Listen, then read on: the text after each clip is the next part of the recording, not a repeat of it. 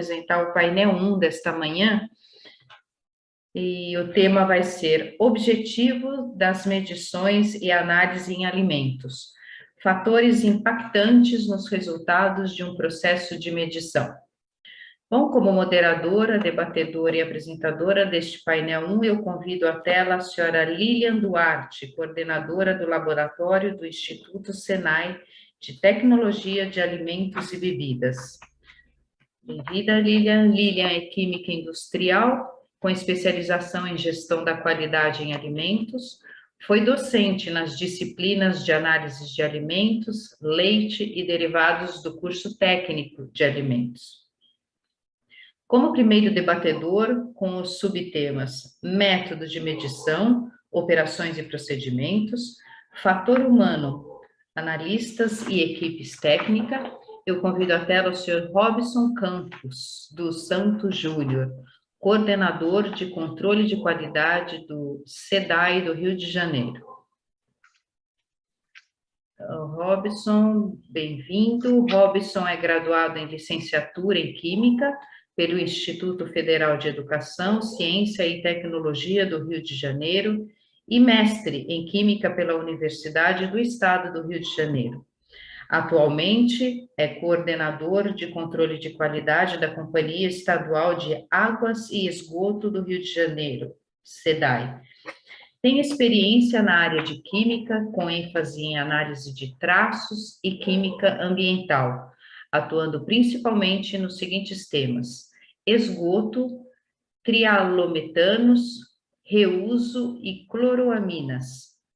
Desenvolveu trabalhos para avaliação de desempenho de estações de tratamento de esgoto numa abordagem a partir de índices de qualidade. Foi professor de Química Ambiental entre 2019 e 2021 do Instituto Federal do Rio de Janeiro. É coordenador do curso de formação continuada para controle de qualidade para laboratórios de análises ambientais pela Sociedade Brasileira de Metrologia, CBM. É especialista na avaliação da incerteza de ensaios físico-químicos e professor da disciplina de Metrologia Química do curso de pós-graduação em Metrologia da UCP IPTEC. Bem-vindo, Robson. Olá, bom dia. Bom dia. Como segundo debatedor deste painel, com os subtemas Condições ambientais e instrumentos de medição e rastreabilidade e confiabilidade metrológica, eu convido à tela o senhor Pedro Paulo Novellino, do Rosário. Ele é CEO da Fênix Análise e Métrica. Bem-vindo, Pedro. Pedro possui graduação em Engenharia Eletrônica pela Universidade Federal do Rio de Janeiro, tem mestrado em Metrologia para a Qualidade Industrial e MBA em Marketing pela Pontifícia Universidade Católica do Rio de Janeiro, com especialização em Instrumentação Industrial pela Petrobras. Sócio administrador da empresa Fênix Análise Métrica, foi diretor de Administração e Finanças e diretor de Desenvolvimento Industrial na Companhia de Desenvolvimento Industrial do Estado do Rio de Janeiro, CODIM. Foi secretário de Desenvolvimento Econômico do município de Duque de Caxias.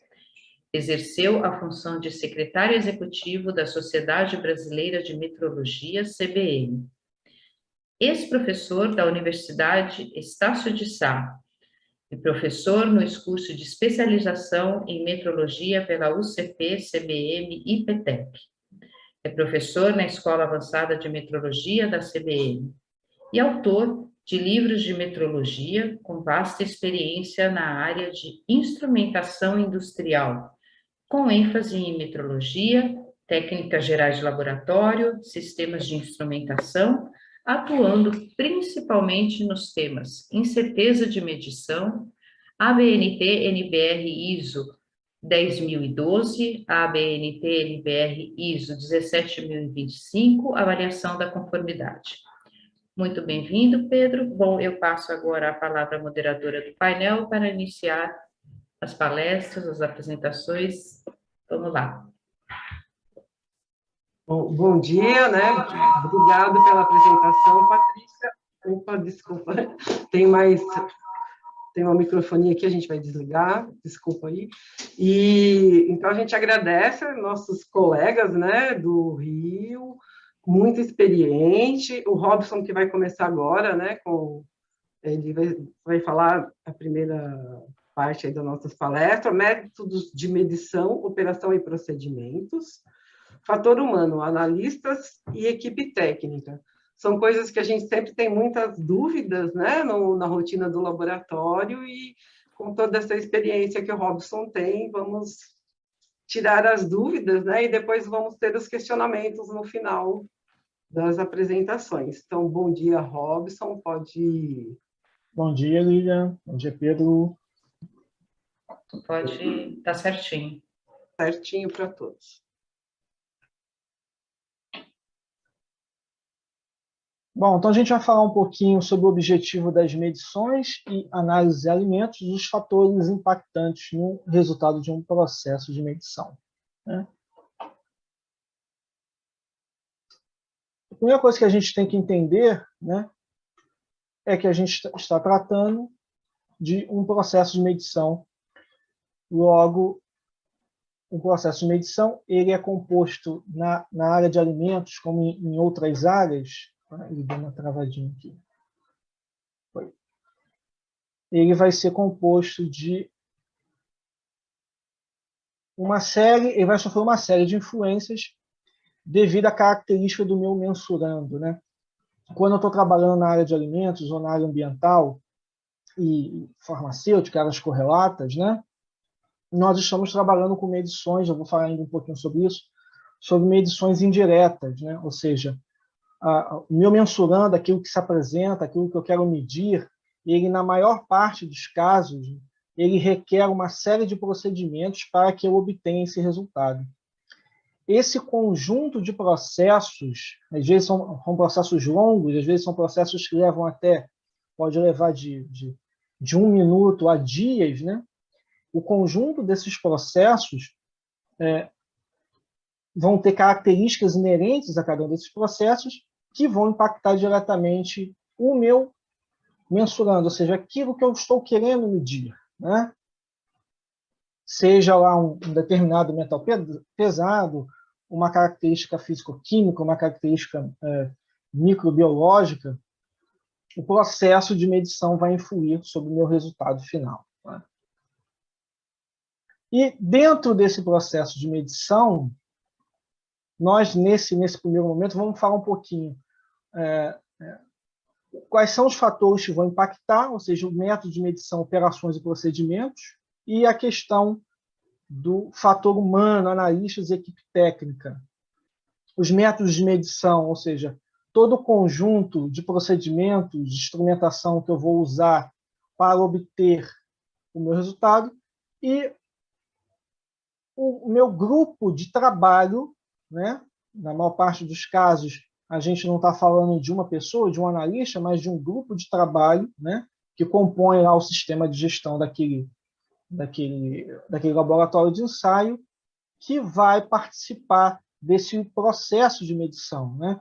O processo de medição ele começa muito antes da análise, do ensaio propriamente dito, né? Como foi dito anteriormente pela doutora Janaína, né? Por exemplo, a seleção, por exemplo, do material de referência já é parte inerente do meu processo de medição, porque é ele que vai dar a garantia, por exemplo, da rastreabilidade metrológica daquele ensaio, né? Então, diversas etapas são etapas preliminares e que são inerentes à organização do sistema de gestão de um laboratório de ensaio, mas que vão influir diretamente sobre o próprio processo de medição. Inclusive, vai influir muito o material de referência utilizado, né? Via de regra, para cumprir o requisito de rastreabilidade metrológica, o material de referência certificado, né? Lá com a 17034, com os itens de homogeneidade, estabilidade e incerteza. Então, a gente está falando de um longo processo de medição que vão ter diversos fatores de influência sobre o meu resultado. Bom, uma das características que é inerente a qualquer processo de medição de qualquer área e que vai nos dar uma informação fundamental e preciosa sobre o meu processo de medição, isso, obviamente, sobre o meu mensurando, é a incerteza da medição. A incerteza da medição, todo o processo de medição, toda medida é acompanhada de uma incerteza, né? Nós carregamos um paradigma, né? Que toda medida é um valor que nos é apresentado, mas, na verdade, aquele valor é um valor mais provável, né? Ele é um valor mais provável sobre determinadas circunstâncias, né? Daquele processo de medição. E, na verdade, a incerteza de medição ela vai nos dar uma informação quantitativa, né?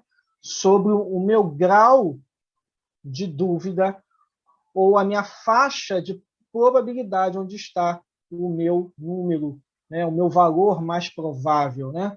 E aí a definição da incerteza de medição, que está toda vez que a gente fala sobre metrologia, a gente vai sempre se referir ao VIN, que é o Vocabulário Internacional de Metrologia, né? É o parâmetro não negativo que vai caracterizar a dispersão de valores atribuídos ao mensurando com base nas informações utilizadas. Então, a incerteza de medição, resumidamente, ela vai nos dar uma informação do meu grau de dispersão da minha medida, né? E isso vai ter uma importância fundamental para a avaliação de conformidade. Tá?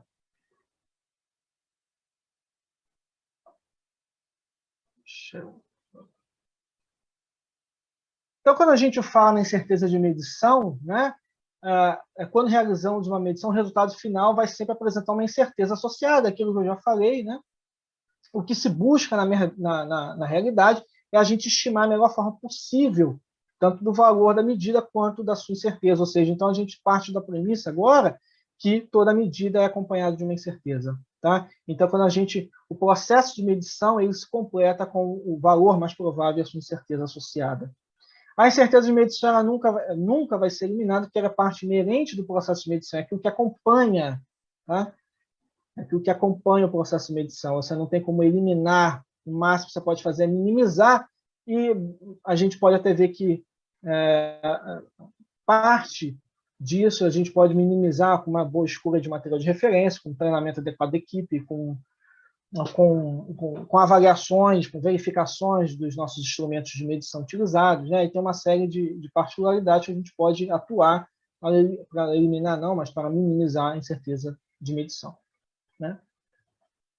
E aí, na prática, né, a gente utiliza o valor padrão da medição como valor verdadeiro, ou seja, o valor obtido por uma determinada medida, ele vai ser considerado como o valor verdadeiro daquele ensaio.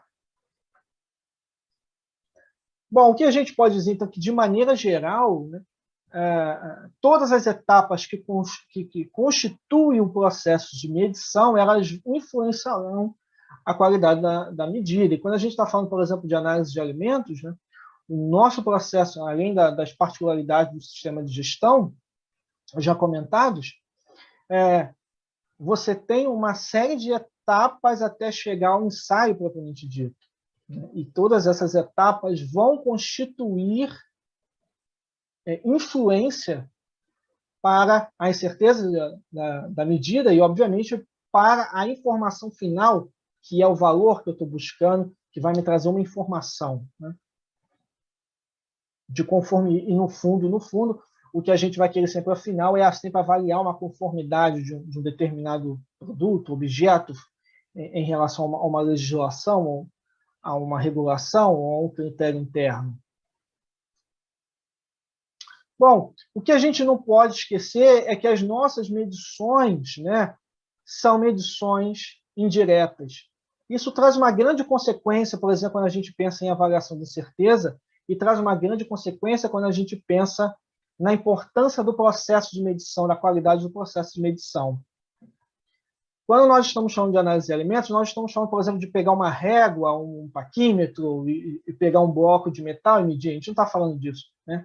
A gente está falando desde a amostragem de determinado produto, eventualmente a extração, a homogeneização, depois o preparo, talvez, da solução, né, do extrato, para levar ao ensaio propriamente dito, que pode ser uma titulometria ou uma cromatografia ou um ensaio colorimétrico, né? Então, a gente tem ali um longo processo, porque o que a gente mede, na verdade, o nosso processo final é uma medição indireta, não é uma medição direta, né?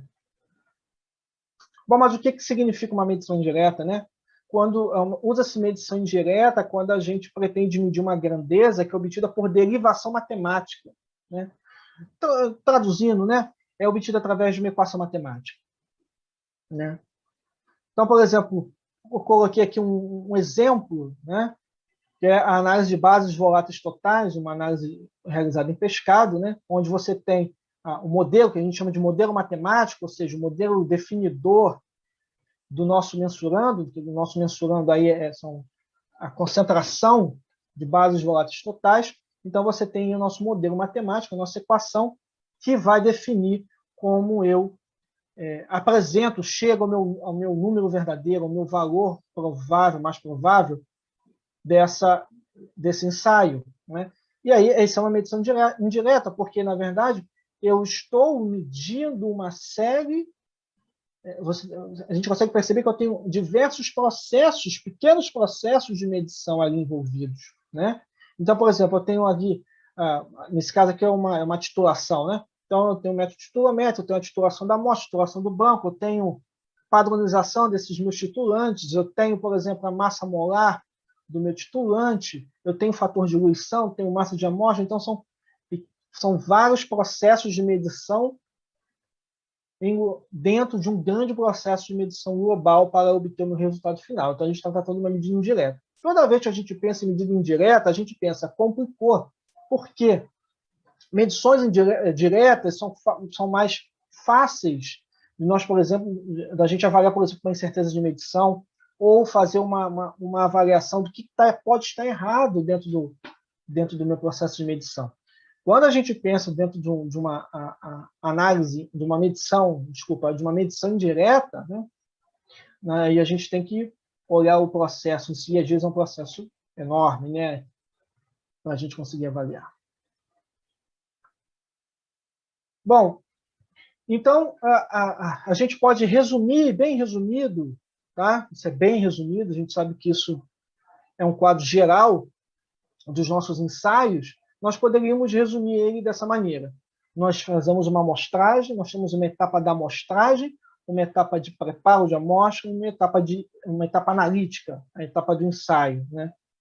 Todas essas etapas, elas são constituintes do processo de medição, desde a amostragem, o preparo da amostra e a etapa analítica, né? A gente sabe, não só por teoria quanto pela prática, né, que, por exemplo, a amostragem ela vai ser muito definidora, por exemplo, quando a gente pensa em certeza de medição, ou seja, no meu processo de medição, ela tem um impacto muito grande, né? E o preparo da amostra também, né? Na etapa analítica, e a gente vai falar isso daqui a pouco, a gente tem a questão das pessoas, da nossa equipe técnica, né, que vai ser determinante como fator de influência da minha etapa analítica, do meu ensaio. Então, num quadro geral, a gente pode pensar assim: a amostragem, o preparo de amostra e a etapa analítica. E aqui a gente tem um LC, um cromatógrafo líquido, né? Então, vamos imaginar que eu estou preparando amostrando, depois preparando a amostra, vou preparar o meu extrato, depois vou fazer a minha injeção no meu LC. Bom, então a amostragem é a nossa primeira etapa dentro desse conjunto de operações para chegar ao ensaio, que vai agregar influência, uma influência robusta sobre o meu processo de medição, né? Então, a gente pode resumir que a amostragem é uma etapa que a gente consiste em segregar uma parte representativa do todo, né? Ninguém consegue, por exemplo, analisar, por exemplo, se você tem um lote, tem na figura por exemplo, você tem uma grande produção de cartelas de ovos, você não tem como, por exemplo, avaliar todos os ovos, né? Você vai ter que fazer uma amostragem. Você está pensando, por exemplo, num lote de produção farmacêutica, é a mesma coisa, você vai ter que fazer uma amostragem. Se você pensa, por exemplo, no meio ambiente, num rio, você não avalia toda a água daquele rio, você faz uma amostragem. Então, A amostragem é a primeira etapa do processo de medição. Isso sem levar em consideração as etapas do sistema de gestão daquele laboratório, do ensaio, né? Então, ela é a primeira etapa definidora com um poder grande de influência sobre o processo de medição. Então, se você tiver uma amostragem com um bom planejamento, você garante que o teu resultado final ele é representativo em relação àquela amostragem, né? Bom, então a amostragem ela vai ser uma etapa crítica do seu estudo, monitoramento diagnóstico, pois o material coletado ele deve representar de maneira fiel as características do local amostrado ou do produto amostrado. Desta forma, a gente vai considerar a amostragem como a primeira etapa do ensaio. E caso não seja bem executado, isso pode conduzir a resultados errôneos e tomadas de decisão inapropriadas. Então, um resultado analítico confiável vai sempre depender de um sistema de gestão de qualidade bem implementado, que eu já tinha falado anteriormente, né? E você deve ter procedimentos de amostragem bem definidos, o que geralmente é coisa rara, né? A amostragem é sempre uma operação que sempre produz muita dúvida nas equipes de amostragem e em todos os laboratórios de ensaio, e é muito natural, porque realmente é uma etapa crítica e realmente requer um excelente planejamento para que você você tenha um processo de medição com qualidade, né? Bom, e aí você ainda tem outras etapas, né? Por exemplo, homogeneização da amostra. A homogeneização da amostra, né? Se você está amostrando, né, e você não procede na homogeneização de amostra, o extrato, a alíquota que você vai retirar daquele material, ele pode não ser representativo. Então, a homogeneização da amostra ela também é uma etapa fundamental para garantir que o seu mensurando, ou seja, o teu resultado desse ensaio, ele representa realmente as condições do seu material amostrado. Bom, então quando a gente pensa no tratamento da amostra, olha só as etapas que a gente pode ter. Todas essas etapas, todas essas operações, elas têm influência sobre o processo de medição.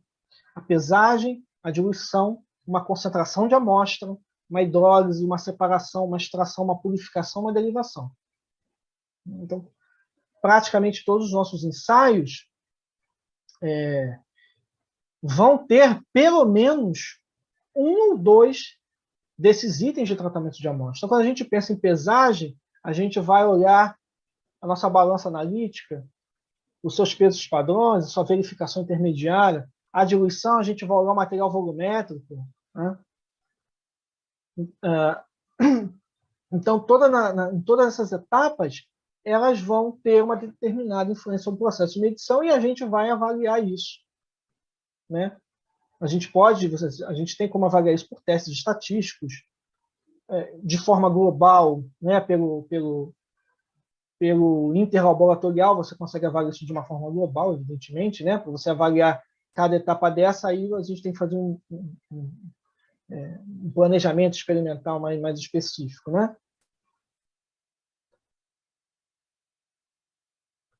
Os equipamentos, não vou falar muito, porque o nosso colega Pedro vai falar um pouco mais à frente mais sobre isso, né? Os equipamentos também são componentes inerentes ao processo de medição, que vão estar presentes, por exemplo, nas etapas desde a amostragem, se a gente pensar que você tem equipamentos de amostragem, né? E no tratamento da sua amostra, todos eles envolvem instrumentos, equipamentos, né? Além do ensaio propriamente dito, que é conduzido, na parte dos casos, por uma instrumentação analítica, né? Então, você tem uma série de requisitos ali dentro do quesito equipamento para que o teu processo de medição tenha uma qualidade. Bom, existem formas de a gente minimizar o erro, né, dentro dessas operações de tratamento de amostra, né, e do ensaio propriamente dito, né? Replicatas analíticas, testes de recuperação, uso de materiais de referência certificados, como foi dito anteriormente, e emprego de padrões internos ou externos. Na verdade, esse tópico minimizando o erro, essas possibilidades, na verdade, não é bem para minimizar o erro, é para você avaliar as etapas do teu processo de medição, né? E obter ali um determinado diagnóstico se uma determinada etapa do teu processo de medição, né, ela está produzindo, por exemplo, um resultado com uma qualidade ruim, né? E aí você intervir naquela etapa. Bom, e o procedimento? Né? A gente falou muito da amostragem, do preparo da amostra, né? Mas, bom, qual é o procedimento que eu vou usar? E aí, quando eu penso qual procedimento que eu vou usar, né? Qual procedimento utilizar, qual é a característica dele? Ele é gravimétrico, ele é titulométrico, ele é cromatográfico, ele é colorimétrico? Dependendo do tipo de procedimento, do meu ensaio, da classe do meu ensaio, né? Eu vou ter uma série de particularidades, né? Desde, como disse a doutora Janaína na palestra anterior, a validação do meu procedimento como parte da implementação do meu ensaio no meu sistema de gestão, né? Como para eu planejar as minhas etapas de garantia da validade desse procedimento, né? Eu tenho que saber qual é a característica dele, porque, né, a gente sabe que métodos gravimétricos, titulométricos, cromatográficos, e dentro do cromatográfico marrom para gama, e do colorimétrico também, cada ensaio deles vão ter particularidades muito grandes, né, que vão impactar na forma como eu preciso realizar a garantia da validade desse ensaio, né? E qual é o método, ficou faltando o método, qual é o método mais adequado, qual é o procedimento mais adequado na minha matriz amostral, né? Isso também deve ser avaliado, né? Qual é a minha matriz? Qual é o meu ensaio? Esse procedimento é adequado para essa matriz? Né? Isso tudo a gente tem que pensar, né? O meu procedimento ele é normalizado, né? Ou seja, ele é parte de um banco de dados de métodos, né? Ele é base de uma regulação, ele é normalizado, né? Ou ele está em desenvolvimento, eu estou desenvolvendo ele, ou eu estou alterando um método normalizado, né? Porque o pressuposto de um método normalizado é que várias etapas que estão previstas na validação foram já avaliadas. Então, você sabe que aquele método ele já foi avaliado, ele é relativamente seguro, digamos, né? É evidente que isso não exime de que você tenha que realizar ainda aquelas etapas da implementação desse procedimento no seu sistema de gestão. Agora, eu tô mudando, por exemplo, eu tenho um ensaio que é para uma determinada matriz, mas eu quero aplicar ele numa outra matriz, eu devo validar. Então, são etapas inerentes também ao meu processo de medição. O tipo de procedimento, seria um método normalizado ou uma alteração de método normalizado, ou eu estou desenvolvendo um método, qual é a classe desse procedimento, né? E, afinal de contas, qual é o procedimento que eu estou usando. E aí a gente chega no fator humano, né? O fator humano, né? Então a gente tem um longo processo ali, você tem instrumentação analítica envolvida, desde a amostragem, preparo da amostra ao ensaio propriamente dito, mas todas essas etapas são conduzidas por pessoas, né? Então, quando a gente pensa no fator humano, a gente pensa principalmente no treinamento, ou seja, essa equipe, sobretudo a equipe da amostragem, né? Porque a gente sabe que essa é uma etapa muito crítica dentro do nosso processo de medição. Então, assim, a equipe da amostragem, a equipe que geralmente quem faz o tratamento da amostra geralmente é a pessoa que faz o ensaio, né? Então, essas duas equipes, a equipe de ensaio e a equipe de amostragem, elas devem estar muito bem treinadas, conhecer bastante a instrumentação analítica, as características do ensaio e do ensaio naquela matriz, porque isso vai impactar o processo de medição, né? A gente que trabalha todo dia fazendo avaliação de incerteza de medição, a gente sabe, por exemplo, que o principal fator de incerteza de medição, isso desconsiderando a amostragem, né, vai ser a repetibilidade, ou seja, né, a dispersão dos meus valores, né, numa sequência, né? E a gente sabe que a repetibilidade ela é muito influenciada pelo fator humano, né? Quando você faz, por exemplo, vou falar isso daqui a pouco, quando você faz, por exemplo, comparações intralaboratoriais, você consegue perceber isso nitidamente como o fator humano ele é muito determinante, tá? Então, treinamento, ou seja, a capacitação da equipe, né? E, sobretudo, desenvolvimento e comunicação, a liderança do seu sistema de gestão, né? Envolvida diretamente, e essa capacidade de comunicação dos fatores vão influenciar, porque isso vai impactar diretamente o processo de medição. Bom, então, por exemplo, quando a gente pensa no fator humano, no impacto direto do fator humano, por exemplo, no meu processo de medição, a gente já está falando sobre condições de repetibilidade ou repetitividade, onde você realiza uma série de ensaios sobre as mesmas condições, né, o processo de medição, mesmo analista, as mesmas condições operacionais, o mesmo sistema de medição, mesmo local, curto período de tempo. Se você está falando, por exemplo, em precisão intermédia ou intermediária, você vai alterar um desses fatores. Se você está alterando mais de um fator, a gente já fala de condições de reprodutibilidade, mas todas elas visam a avaliação, a reprodutibilidade nem tanto, mas a precisão intermediária e a repetibilidade, ela vai ter um componente ali da influência do fator humano. Bom, você vai poder avaliar essa influência do fator humano pelo interlaboratorial, é uma forma de avaliar, né? Apesar que você vai ter uma avaliação global, às vezes você só tem uma pessoa, né, ali que vai fazer aquele interlaboratorial, mas se você realmente quiser fazer uma avaliação realmente interna do seu fator humano, né, a comparação intralaboratorial ela é interessante, né, como forma de você avaliar o impacto desse fator humano no desvio padrão da repetibilidade ou da precisão intermédia. Então, o fator humano ele está envolvido em todo o processo de medição e, na verdade, a gente sabe que ele é um dos principais fatores de impacto no processo de medição. E isso pode ser checado, né? Bom, então, com isso, eu finalizo aqui a minha etapa e já deixo aberta aí para as dúvidas e questionamentos.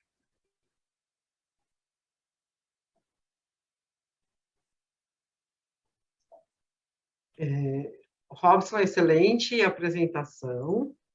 Eu acho que a gente pode deixar os questionamentos, Patrícia, não sei, para o final, né? Vamos esperar o professor Pedro Paulo. Pode ser que ele já resolva alguns questionamentos que a gente tenha, né? Então, vamos chamar o professor Pedro Paulo agora para fazer a apresentação e, no final, nós nos encontramos para resolver, né, ou respondermos as questões que nós vamos ter aqui colocadas. Isso mesmo. Boa apresentação. Olá, como vai? Tudo bem? Bom dia para todos. Bom, novamente, bom dia para todos e a gente vai dar andamento aí, depois dessa aula aí do Robson, vamos ver aqui se eu consigo também atrair atenção. O objetivo das medições e análise de alimentos, o painel, fatores impactantes nos resultados da medição, e vamos falar um pouco aí sobre essa questão da influência, né, das condições ambientais, dos instrumentos de medição, e finalizar com essa importante característica, parâmetro meteorológico, né, que é a questão da rastreabilidade e a confiabilidade meteorológica, né? Bom, passou demais. Então, só para a gente contextualizar, antes de dar andamento, a gente fala sobre processo de medição e a norma BNT 10.012 tem uma definição, fala sobre o conjunto de operações para determinar o valor de uma grandeza. Então, tudo aquilo que você está inerente para avaliar o valor da grandeza. E o que é grandeza? Grandeza é aquilo que a gente quer mensurar. Então, a gente fala aqui que o processo de medição ela envolve, basicamente, a existência dessa grandeza, né, que se deseja conhecer. Então, estamos falando de dimensão, de massa, temperatura, concentração, qualquer característica que se quer conhecer. Um instrumento de medição, que pode ser um instrumento simples ou um sistema de medição. Então, e calibrado, né? Sistema de medição, um instrumento de medição calibrado. Essa questão da calibração é fundamental. Então, nós estamos falando aqui, por exemplo, de um paquímetro, uma balança, um multímetro, um termômetro, um cromatógrafo, qualquer outro sistema, equipamento que faça essa medição. A unidade de medida, claro, porque eu estou expressando alguma coisa, então aqui eu tenho que me referenciar a qual é a grandeza, o que eu estou medindo, quilograma, milímetro, grau Celsius, Kelvin, Mandela, mol, eu preciso definir essa unidade. E uma pessoa, um indivíduo, né, que eu chamo aqui, o Robson comentou muito bem sobre a questão dos analistas, a importância de você ter essa variação. Então, esse indivíduo, ele está inerente, né, no ato de medição, mesmo que essa medição seja automática, a interpretação do resultado, ela tem que ser feita, né, tem que ser avaliada. Então, de uma forma rápida. E aí, o que se espera fazer, né? Eu meço para quê? Para tomar uma decisão, né? Para decidir a partir de dados que foram mensurados e quantificados e obviamente, essa medição está sendo influenciada por esses fatores que a gente está discutindo. E só para que a gente também contextualize, né, a gente fala sobre medição. O vocabulário internacional de metrologia define a medição como o processo de obtenção experimental de um ou mais valores, né, que podem ser atribuídos a uma grandeza.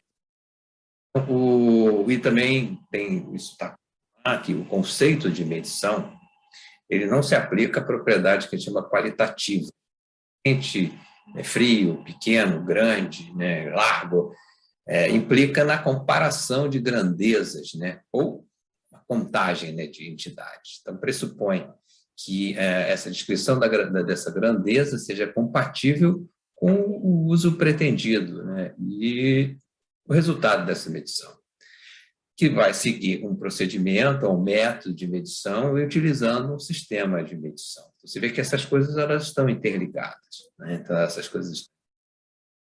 E, como a gente fala, em qualquer campo de atividade, essas decisões elas têm que ser tomadas com base em informações. Na área científica, essas informações são, de uma regra geral, resultado de medições realizadas, que podem ser de uma forma direta, o instrumento medindo diretamente a grandeza, ou indireta, através de uma equação matemática. Por exemplo, uma massa específica eu posso medir usando direto um decímetro, eu posso usar uma balança medindo o volume, então você pode ter formas de medição indireta. E essas medições, como a gente está trabalhando, está discutindo, elas são influenciadas por esses agentes, né? Esses agentes meteorológicos, e que o Robson já abordou alguns, e a gente vai fazer a complementação. De uma forma aqui, a gente fala, aqui o que importa é o resultado final da medição, e a análise que está sendo feita, qualidade, textura, tudo que envolve a questão do resultado final da medida. Então, são influenciados pelo método e os fatores humanos, que o Robson comentou, e aqui a gente vai trabalhar nessas outras questões, dos instrumentos de medição, as condições ambientais e a rastreabilidade, né, e a confiabilidade metrológica do resultado final dessas medidas. Bom, então, condições ambientais, nós entendemos essas condições como a influência, né, desses fatores ambientais que estão inerentes no ambiente onde eu vou realizar a medição. Então, tais fatores como variações de influência de temperatura, umidade, poeira, vibração, flutuações na tensão elétrica, né, de alimentação elétrica, o ruído, o magnético, iluminação, limpeza. Então, são fatores que estão existentes ali e que nós temos que avaliar, temos que tomar cuidado, temos que mensurar, temos que ver de que forma eles podem influenciar. Alguns mais, outros menos, outros às vezes nenhum, né, dependendo do tipo que eu estou medindo, mas eu tenho que, de alguma forma, avaliar essas influências para que eu possa compensar ou possa minimizar os efeitos. Então, essas condições ambientais, né, como diz, elas têm um sistema de medição também, né, elas devem também ser gerenciadas, né? Você deve também, de alguma forma, medir essas influências, essas condições ambientais, monitorar, controlar, né? E, se for o caso, corrigir, né? Corrigir a influência dessas condições ambientais no resultado final da medição. Então, um exemplo que eu trouxe aqui mostra que você tem, por exemplo, uma balança, né? Que ela foi calibrada, por exemplo, a 20 graus, mas eu estou utilizando ela em 25. E aí, nas especificações do catálogo do fabricante, tem essas informações de que ela tem uma possibilidade de variar, né, o valor em, por exemplo, 2 ppm por grau Celsius. Então, se eu estou medindo um valor aqui de 200 gramas, então essa correção ela tem que ser avaliada, né? Se eu tenho uma variação de 5 graus Celsius, e ela pode variar de 2 ppm por grau Celsius, no final, nesse valor de 200 gramas, eu posso ter uma influência de 2 miligramas. Isso pode ser nada ou pode ser importante. Então, é preciso avaliar essas influências para depois utilizar isso ou não, se for o caso, na correção do resultado final, para ver de que forma isso impacta. Então, a princípio, nós não podemos descartar nenhuma influência, porque a gente vai... O Robson comentou sobre a questão da incerteza de medição, eu vou falar um pouquinho lá quando entrar nos instrumentos, porque as incertezas estão inerentes aí. Então, a gente precisa corrigir, avaliar e mensurar essas influências.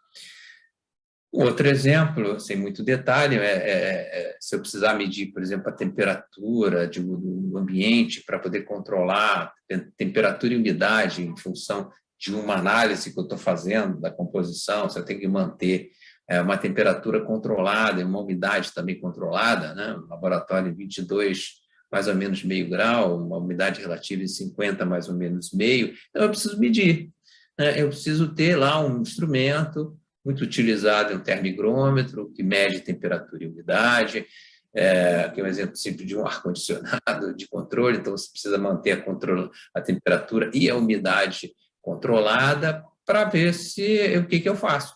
Se estiver dentro dessa faixa, ótimo. Se não, o que o analista, o que a pessoa vai tomar a decisão? Corrige, espera entrar no regime permanente. Então, precisa ser monitorado e ele vai tomar uma decisão nessa questão. Pulando demais. Um outro exemplo que eu trouxe aqui é o controle, por exemplo, de temperatura em alimentos, né? Não sou especialista nessa questão de alimentos, mas tem alguns exemplos aqui de você ter temperatura de alimentos prontos ou mesmo de alimentos in natura, que estão em conservação. Esse último exemplo aqui é de uma chocadeira, que você tem que manter a temperatura para ter o resultado adequado. Então, essa influência ela é importante, né, dessa condição, nesse caso, da temperatura ambiente, a temperatura do produto para ser conservado. O instrumento de medição, como a gente viu, também influencia direto, claro. Dependendo do tipo de instrumento, eu posso ter um resultado mais adequado ou menos adequado. O vocabulário internacional também define instrumento de medição como um dispositivo utilizado para realizar medidas, ou individualmente ou associado a mais dispositivos. E aí você tem o que a gente chama do sistema de medição, que é um conjunto de instrumentos de medição e outros dispositivos que podem, inclusive, compreender reagentes, insumos, né, dentro desse processo para você ter o sistema completo de medida. E você precisa ter, né, dentro de intervalos especificados, essas características, né, de medição. Então, eu trago aqui um exemplo, aqui, a qualidade do resultado da medição, e aí o que eu chamo aqui de qualidade é você ter a rastreabilidade, ter a avaliação dos erros e as incertezas mais adequadas, depende muito do tipo. Então, o exemplo de uma medição de massa específica, ou densidade, né? A gente fala em densidade, é massa específica. Então, eu posso, usando simplesmente um decímetro aqui de flutuação, né? E aí a qualidade vai ser muito em função da acuidade visual aqui, né? Está na leitura, né? Onde é que é realizada a leitura, é na parte de baixo do menisco, é na ponta aqui de cima. Então, isso aqui pode influenciar o valor da medição. Então, eu posso ter um valor aqui que, dependendo de quem visualiza, claro que aqui você também tem que ter uma temperatura controlada para poder fazer essa medição, e isso pode dar uma diferença. Então, da mesma forma, eu posso medir a massa específica, né, usando uma balança calibrada, uma vidraria com volume conhecido, onde eu coloco aqui, meço massa e volume. Então, a gente sabe que a massa específica é a relação entre massa e volume. E aí, as incertezas desse primeiro processo está aqui em função da calibração do instrumento e também da repetibilidade da leitura aqui do operador. Aqui também, aqui eu tenho eu tenho mais incertezas, né? A incerteza da balança, a incerteza da calibração da vidraria, das leituras que são feitas, mas, de repente, isso aqui consegue dar uma incerteza menor do que o instrumento sozinho. Também é possível medir, né, isso de forma, por exemplo, industrial. Nós temos medidores industriais de densidade, né, que utilizam, por exemplo, o princípio, a força de Coriolis aqui, né, em função do movimento, quer dizer, o fluido que passa através, por exemplo, desses tubos, ele vai vibrar. Esses instrumentos aqui, eles têm uma certa vibração fixa quando eu não tenho nenhum fluxo passando. Então, aqui você tem bobinas que elas ficam oscilando, você tem uma captação e você tem um sinal, né, gerado em função do fluxo que está passando aqui. Quando eu altero a densidade, quando esse fluido aqui muda a densidade, essa frequência altera, essa onda se modifica e eu tenho uma relação direta entre a forma de onda, a frequência, com a densidade ou a massa específica desse produto. Então, eu tenho maneiras diferentes de fazer a medição para uma mesma grandeza. Eu posso obter resultados diferentes. Então, e isso eu tenho que avaliar. Aqui alguns outros exemplos, né? Na área de saúde, a medição aqui da pressão arterial. Você vê que esse primeiro caso depende muito da percepção aqui de quem está fazendo a medida, na questão de perceber aqui o mínimo e o máximo. O digital já te dá uma leitura mais imediata, né?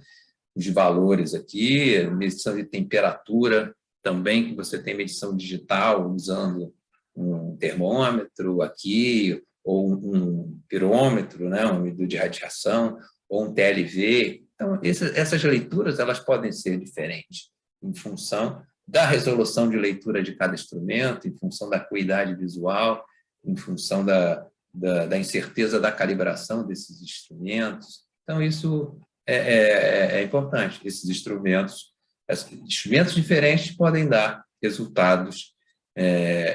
A gente espera que os resultados não sejam completamente diferentes, mas as incertezas não necessariamente vão ser iguais. Está passando muito rápido. A gente falou sobre a confiabilidade metrológica, né, confiabilidade metrológica, como está escrito aí, é a capacidade de um sistema de medição transmitir certeza e confiança nos resultados que obtém.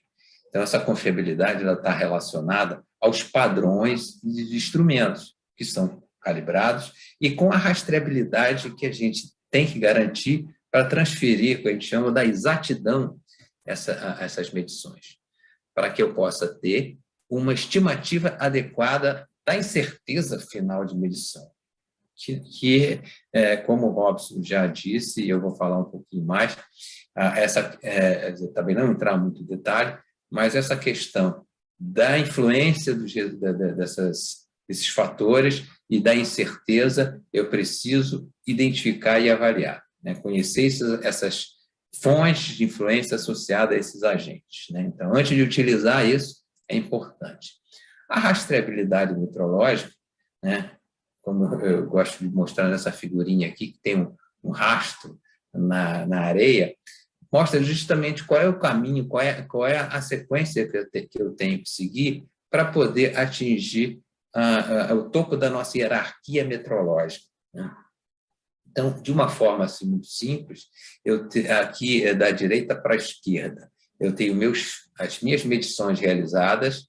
Essas medições elas são utilizadas, são medidas por padrões de trabalho, a gente vai mostrar aqui a definição de cada uma delas, que tem no vocabulário, e que você, aí sim, começa a sequência das calibrações.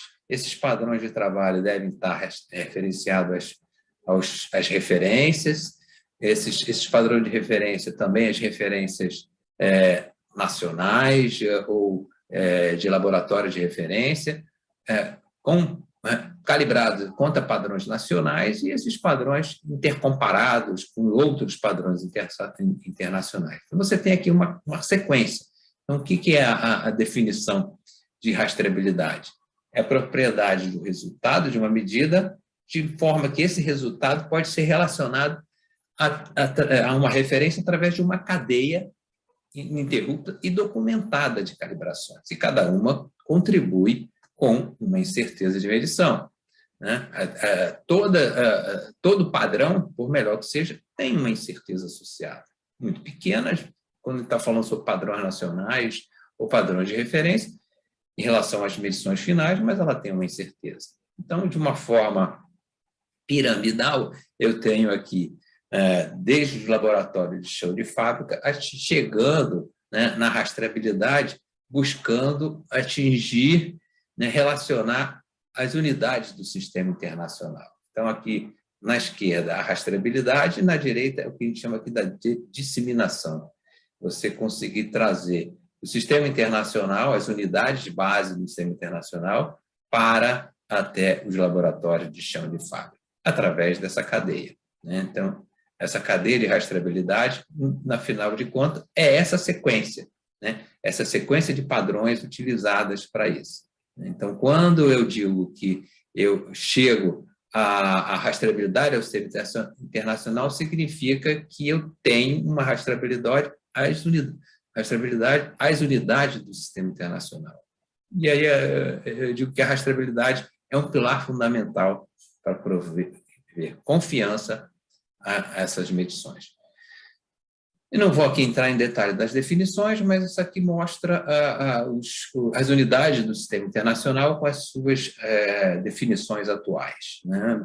Vocês percebem que todas elas agora elas estão relacionadas às grandezas fundamentais da física, né? O quilograma, o metro, o segundo, a corrente elétrica, o Kelvin, o mol e a candela, todos eles estão aqui relacionados a alguma grandeza. O metro, definido como a velocidade da luz no vácuo, né, por um intervalo expresso na unidade de 1 sobre metro segundo. Então, você tem essas definições que estão agora vinculadas. E uma coisa interessante é que até bem pouco tempo atrás, a definição aqui do quilograma ainda era vinculada ao protótipo internacional, né, e que, a partir de 2019, ela ficou agora redefinida com base aqui na constante de Planck.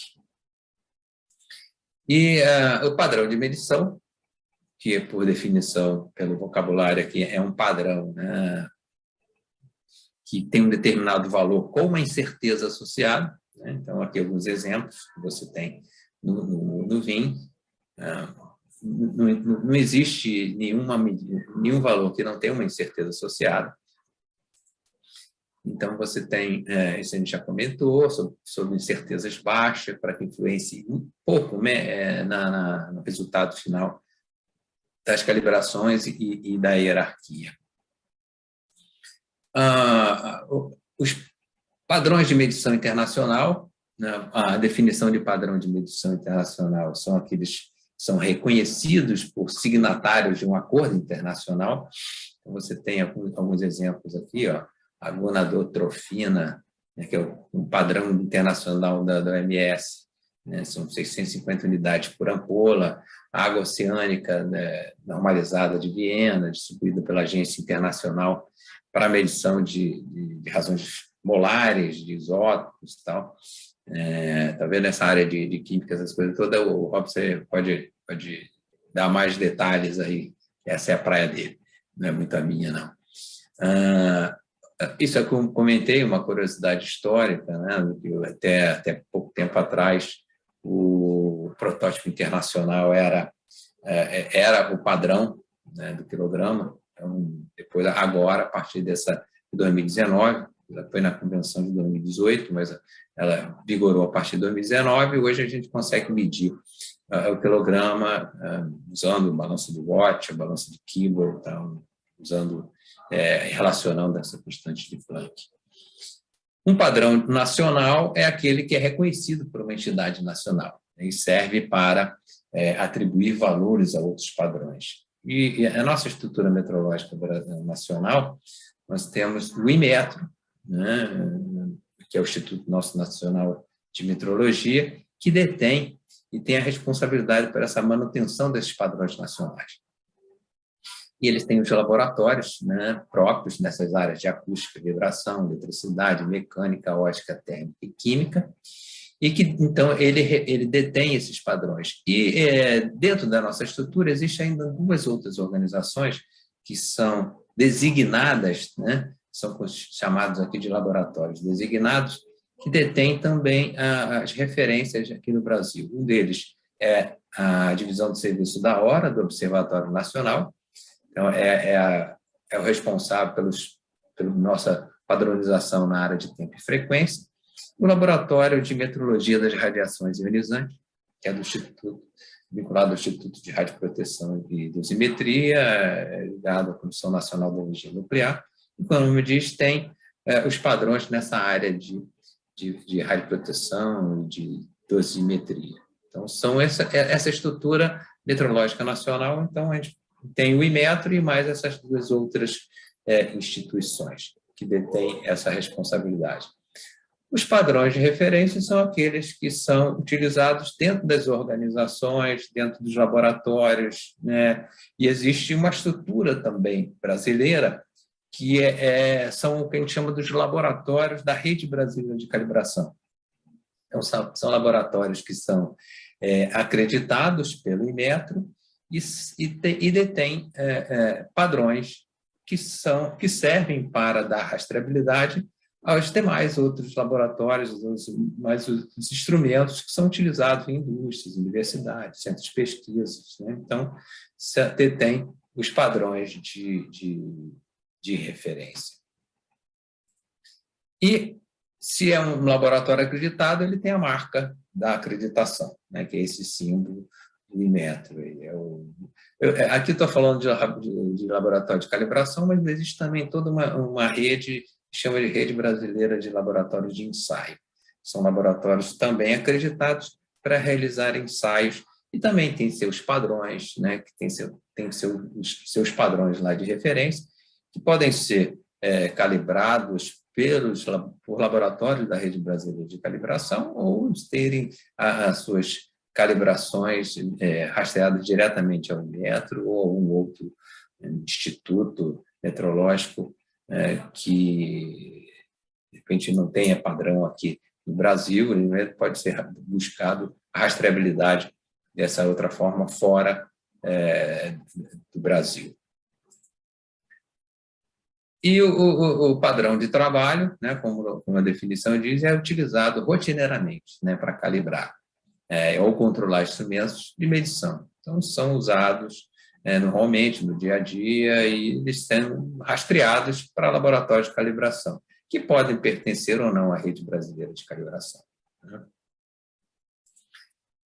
O material de referência, que foi muito bem comentado anteriormente, não deixa de ser também, eu não vou entrar em detalhe aqui, mas não deixa de ser um padrão.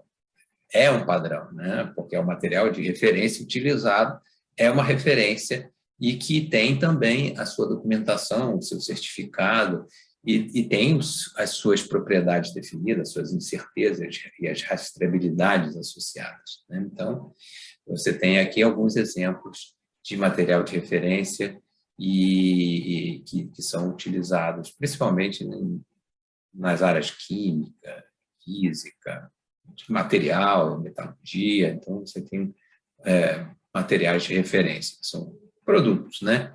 São substâncias, como está aqui, ó, pode ser uma substância pura, uma mistura na forma de gás líquido ou sólido, mas é uma referência. Então, aqui uns exemplos, tá, que eu peguei, fiz de material de referência, e você tem os guias, né, da ISO 34, 35, que documenta essa questão relativa à certificação dos materiais e à produção. Tá.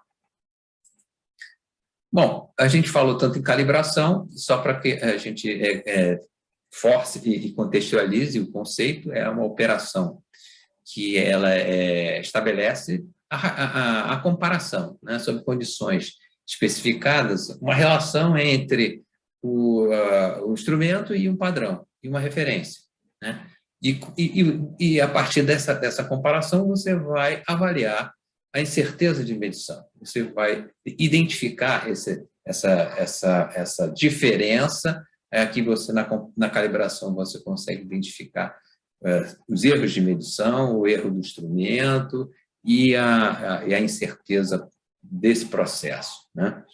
Então, o que a gente fala e que aí envolve a questão profissional, quer dizer, essa calibração tem que ser feita por pessoal habilitado, treinado, né? Pode ser feita internamente na organização, usando um laboratório interno, um laboratório externo, rastreando a rede brasileira. Então, pode ser realizada, a gente chama nas instalações do usuário, as balanças, isso é muito comum, você fazer as calibrações nas balanças no local, para que não haja deslocamento delas, ou em algum outro lugar.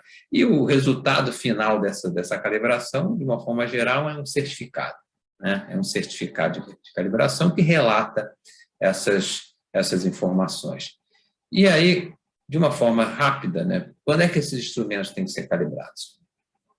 Às vezes as pessoas acham que o instrumento que é novo não precisa de ser calibrado, mas ele precisa, porque mesmo ele sendo novo, a gente precisa identificar essas características, esses fatores metrológicos, a incerteza, a estabilidade, os erros, né? E se você utiliza ao longo do tempo para ver as derivas, para ver se houve sobrecarga, e estabelecer isso em intervalos pré-estabelecidos, para que a gente possa garantir e assegurar essas medições. Então, os instrumentos têm que ser calibrados antes de se colocar em uso e periodicamente para você garantir essa qualidade.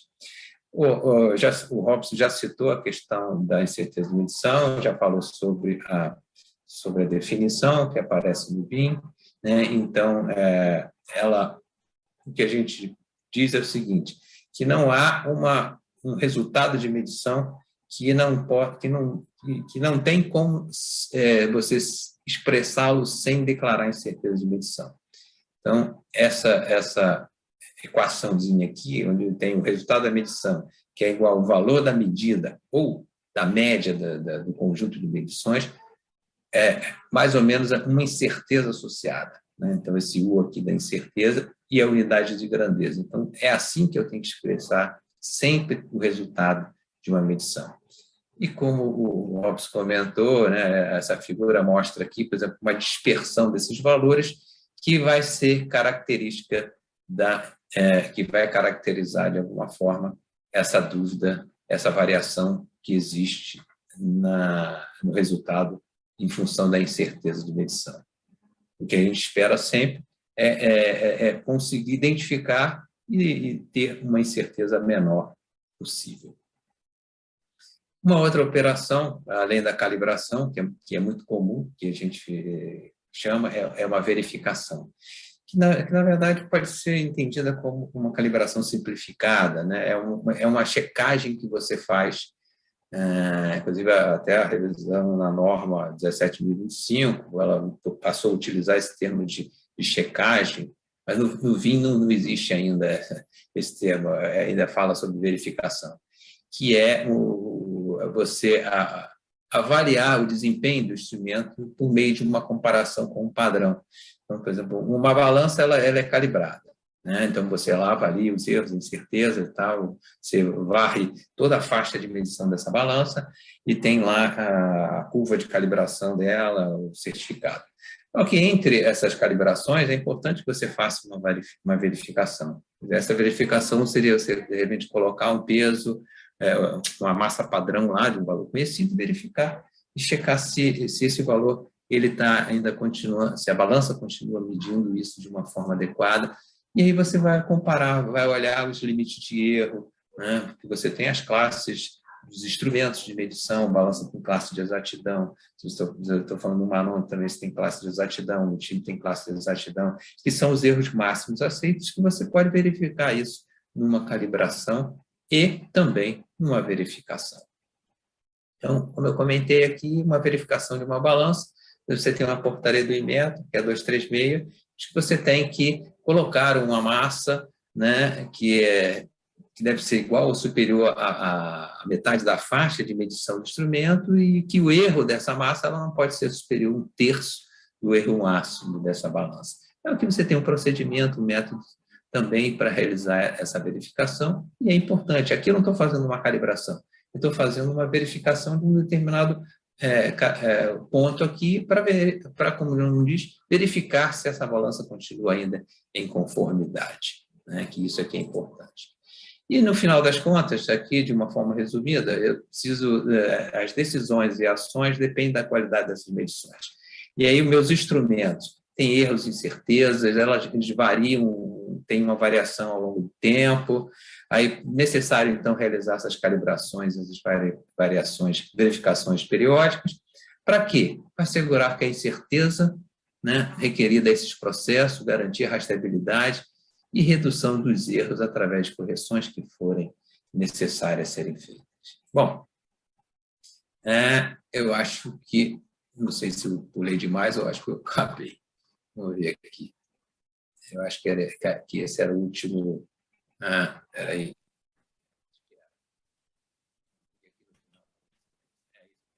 Essa aqui era a última que eu queria apresentar. Então, vou parar aqui a minha.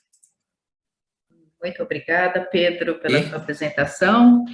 Então, aqui aberta eu convido agora a moderadora do painel para abrir para as perguntas e fazer as suas considerações finais também. Lilian, a palavra é com você. Obrigado, professor Pedro, professor Robson. Excelentes apresentações. Pelo adiantado da hora, a gente vai tentar não se alongar muito, porque agora a gente vai ter depois o SEBRAE, né, logo em seguida. E eu queria, Lilian, né, como analista de laboratório, coordenadora de um laboratório de análise de alimentos, fazer uma pergunta, né, para os dois, o Robson, que é da área ambiental, né, e o professor Pedro. A gente tem todas essas características que a gente deve medir, né, as incertezas das medições, de todos os equipamentos, de todas as etapas, desde a amostragem até o final do ensaio, né? Só que a gente de alimentos tem uma dificuldade ainda de comunicar aos nossos clientes, né, essa incerteza. Então, se eu dou um resultado, por exemplo, de uma umidade de um produto, de um café, a umidade é máxima 5%. E a incerteza da medição, eu dou um resultado 4%. A incerteza de medição, mais ou menos 1%. Né? Eu vou usar a regra de decisão que está na 17025, e os clientes hoje, eles não conseguem muito entender essa incerteza de medição. Eu não sei se vocês têm algum exemplo, né? Ou como que vocês utilizam no dia a dia nos seus relatórios ou nos resultados, se conseguem ter um retorno, né, dos clientes sobre como dar esse resultado para um cliente que está, né, não é uma calibração, e sim uma medição final de uma análise de um alimento. Então, hoje eu acho que a gente tem uma dificuldade e queria saber a opinião de vocês sobre isso. Bom, olha, posso começar aqui rapidinho? Essa questão acho que é mais da conscientização, né? Existe o que a gente falou, deixar bem claro que não existe medição sem uma incerteza associada, independente se é a calibração ou se é um resultado de um ensaio, né? A incerteza ela é inerente. Então, tem que ser o cliente ele tem que ser sensibilizado de que, por melhor que seja o método, por melhor que seja, a incerteza ela vai estar sempre presente. É claro que a gente espera que você tenha, no resultado da medição, uma incerteza baixa. Você falou aí, 1% de incerteza em 4%, pode ser que seja muito grande para a aplicação e o uso, né? Que o cliente vai avaliar. Então, você precisa avaliar essa questão no processo, ele tem que avaliar isso na questão no processo dele. Não é muito simples, não. Eu sei que não é muito simples, né? Mas você precisa ensinar as pessoas, ensinar o cliente a entender que a medida tem uma incerteza e que na hora que eu for utilizar isso no meu processo, eu posso utilizar, em vez de ser o valor nominal, eu trabalhar com uma faixa. Eu sei que, na verdade, eu tenho uma faixa de valor e não um valor propriamente dito. E essa faixa ela tem que estar adequada, ela tem que estar dentro da minha tolerância do meu processo, da minha faixa de conformidade. Existem ferramentas estatísticas que você avalia isso, né? Você faz testes, você pode fazer testes em função do resultado para ver qual é o erro alfa, beta, quanto que está dentro, quanto que está fora. A pessoa que vai receber essa informação tem que ter esse conhecimento, tem que saber utilizar. Porque é aquela questão, vamos voltar mais dentro da minha área, a parte de calibração, que o instrumento tem que ser calibrado, então eu mando calibrar, recebi ele, peguei o certificado, guardei e continuei usando. Quer dizer, se não fizer uma análise, não adianta nada. Quer dizer, adiantou porque calibrou, mas alguém tem que saber interpretar e analisar, né, os resultados. E isso é válido também para o resultado de um ensaio. Não sei se ajudei. Não, eu acho que Robson. Ajuda bastante. E o Robson tem alguma coisa? Não, assim, esse problema é universal. A questão da comunicação da incerteza ao cliente, da regra de decisão, da avaliação da conformidade, em todo local que a gente vai, no Brasil, América Latina, a questão é a mesma, não muda, né? Está dentro daquilo que o Pedro Paulo falou, a questão é da nossa capacidade de comunicação do cliente, né? Porque se a gente tem que dar, se a gente precisa fazer a avaliação da conformidade, seja no certificado de calibração, seja no relatório de ensaio, e a regra de decisão ela é acordada com o cliente, não tem muito o que fazer, é daquilo. Agora, essa questão da dificuldade da compreensão da incerteza, do que é a incerteza de medição, ela perpassa o próprio sistema educacional, entendeu? Então, assim, a compreensão do que é metodologia, das questões metrológicas no processo, seja na indústria, seja na área de serviços, seja na agricultura, né? A questão meteorológica está presente em tudo isso. E a gente enxerga essa dificuldade, mas não é só na sua área, na ambiental, na farmacêutica, a mesma coisa, e não é só no Brasil também, isso é bem Isso é bem universal, na verdade, né? Então, não tem muito o que a gente fazer, é realmente a nossa comunicação com o cliente, e eu acho que a tarefa mais importante é a tarefa que, por exemplo, a Remesp está fazendo, ou seja, são as redes meteorológicas do Brasil, a Sociedade Brasileira de Meteorologia, de conscientização, de capacitação, para a gente ir mudando aos poucos essa realidade. Eu queria só complementar aqui, essa questão realmente ela é crítica. Nós, inclusive, montamos, nós, eu digo, lá na Sociedade Brasileira de Meteorologia, até um treinamento para atender uma demanda da SEGECRE, né, do Metro, que a gente chamou de incerteza de medição na avaliação da conformidade, onde a gente discute essas questões, a gente mostra lá como é que você tem que tomar esse cuidado, né, de você ter a incerteza quando você vai fazendo, você vai avaliar a conformidade da sua medição. E aí, independente se é calibração ou se é ensaio, então isso a gente abordou lá, então recomendo para as pessoas que querem entender mais como é que é essa coisa, né, olhar lá e fazer esse treinamento que a gente tem. Muito bom, professora.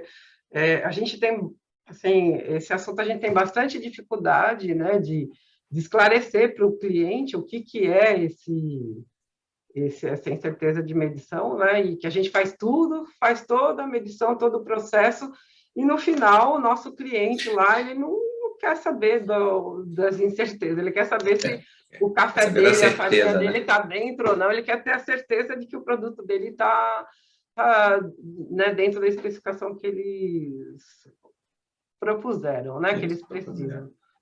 Eu acho que agora que o pessoal está agradecendo muito a apresentação, o pessoal falou que foi muito esclarecedor, mandando os parabéns, e acho que a gente não tem mais nenhuma pergunta